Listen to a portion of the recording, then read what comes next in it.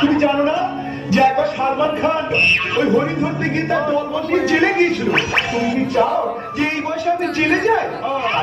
আচ্ছা তুমি এক কাজ করো, তুমি হাঁস মুরগি কুকুর গরু ভেড়া ছাগল যা